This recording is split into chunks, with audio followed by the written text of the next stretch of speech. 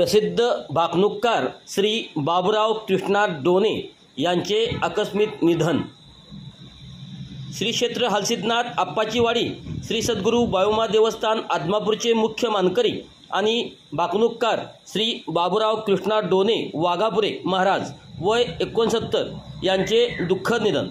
श्री सद्गुरू बाळूमा देवस्थान आदमापूरचे मुख्य मानकरी आणि भाकणूककार श्री कृष्णा डोने महाराज यांचे ते वडील होत।